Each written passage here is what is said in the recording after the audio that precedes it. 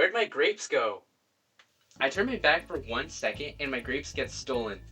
I think I know how Donkey Kong felt in Donkey Kong Country when his bananas got stolen. Donkey Kong Country. Oh man, I love this game.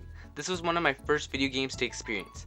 I grew up with the Super Nintendo as my first console, and I had so many great memories playing Super Mario World, Street Fighter 2 Turbo, the Chess Master.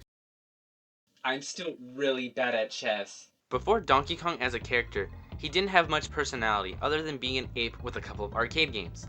That's where the British team at Rare changed that by reviving the character in Donkey Kong Country, with freshening up his design, introducing new characters such as his sidekick Diddy Kong, all with this new 3D look in 1994.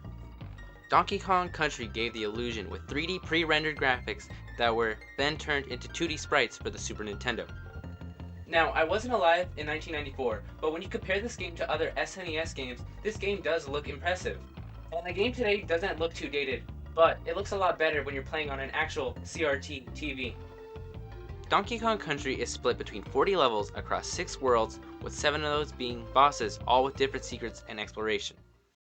Starting off the game, we are greeted with Cranky Kong playing the original arcade game's melody, where then Donkey Kong steps in and has no respect for his elders, decides to kick him off, all for Cranky to throw a TNT barrel back at Donkey Kong, and boom, reveal of the titles of the game. I like this intro. It doesn't add anything to the story, but adds personality to the character. Now, after starting a new game, we see our world map. It's an island shaped with Donkey Kong's head. That has me thinking, did he build it to look like that, or did it naturally just over time look like his face? The first world is Congo Jungle, and the jungle theme is spread across the levels, and it really gives this lively atmosphere shine from all the detail. The first stage, Jungle Hijinks, which immediately blasts you out of your treehouse, and as soon as you walk left, you can see a cave. And basically when you walk in, you have the story told to you. Donkey Kong checks on his banana hoard, he sees no bananas since they were stolen, so now he is sad. Bam, the game just showed you the story without any dialogue. Jungle Hijinks is a really good introduction stage. It shows that there are going to be many different secrets to find. The game also introduces you to a barrel at the start of the level with a DK on it. This acts as your health bar, but also showcases your other playable character, Diddy Kong. Donkey Kong and Diddy both control really well, with Donkey Kong being the bigger, stronger character, and Diddy being the smaller, faster one, which makes them a fun duo. Though, through playing most of the game, I personally thought it was more fun to play as Diddy instead. Even though there are certain enemies that he can't jump on, and Donkey Kong has the slam move that hurts some enemies and can be used to find some secrets, Diddy was always a better choice. As you move forward, you then bump into Rambi, the first of the 5 animal buddies. Rambi sort of acts like a Yoshi, but is a rhino, and is full of head-on attacks. The animal buddies are kind of like power-ups in this game, as they give you an extra hit, but they are also used to find different bonuses and secrets to 101% the game. There are also these animal tokens that can be collected. These collectibles in this game will take you to a different bonus room after you collect all 3 of an animal. In these bonus rooms, you can collect smaller animal pieces to make up more lives. These bonuses are optional and do not contribute to the game's completion percentage. There's a minor issue with collecting the animal tokens though. Like, let's say you didn't plan on getting all 3 tokens. When you do, you will get sent back to the beginning or even checkpoint after completing the bonus, which can ruin the momentum in the game sometimes. This problem won't occur if you get the 3rd animal token in a bonus room. Progressing through the game, there are always new things introduced for you, and this first world does a great job of showing these things, such as the front effects in the foreground, such as the weather, different stage mechanics, such as bouncing tires, water levels, and the barrel cannon segments. The first underwater level introduces our second animal buddy, Ungard, the swordfish, who appears in every underwater level. He helps by attacking forward different fish enemies and, of course, being an extra hit point. Apart from the stages, you can also visit Cranky's cabin, Funky's flights, and Candy's save point. Cranky explains to you where you can find some secrets. Funky can fly you to any place you've been to previously. Candy lets you save your progress, which can also help you with checking your percentage. After Congo Jungle, you then head into Monkey Mines, where you are immediately introduced to Winky the Frog, which is the second animal buddy. He's fun to ride, giving you higher jumps and the ability to crush bees, which is cool.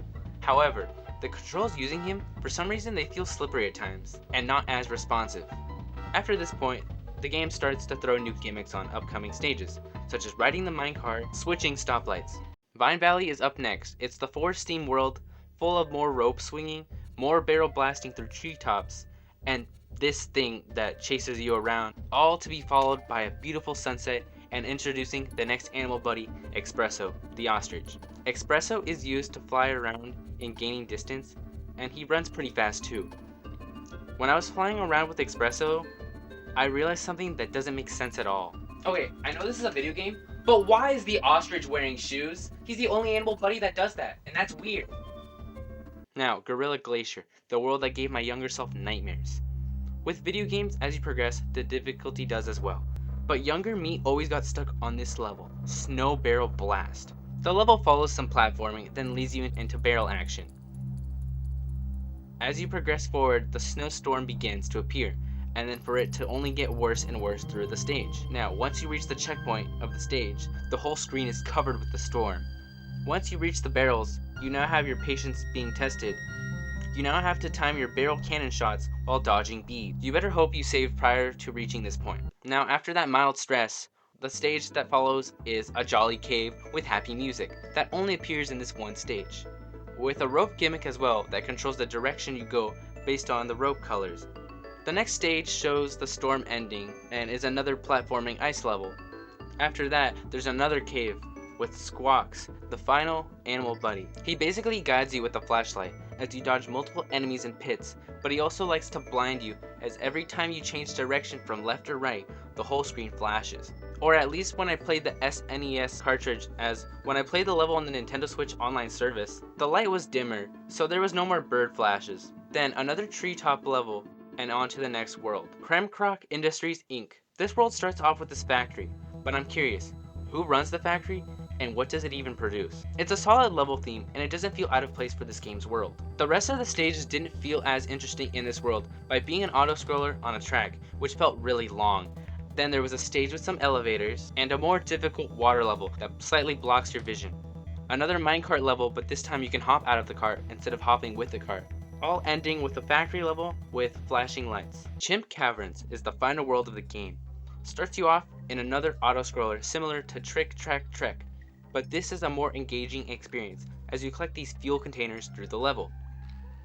Explore your final cave with Rambi, go through some misty mines full of those drum enemies to have another gimmick level to end things off with Platform Perils. The stage introduces a new Crusha variant that only appears in this stage that can only be taken out with the barrel, and all to really test your reflexes and reaction time through riding these platforms.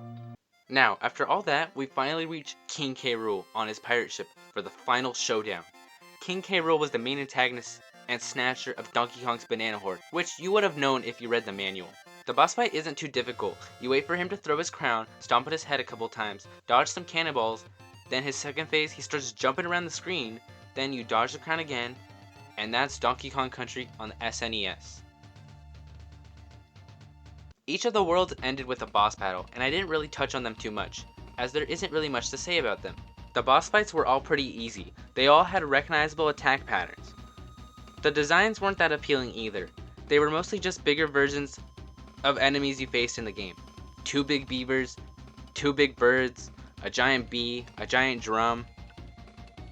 The game offers replay value for going for 101%.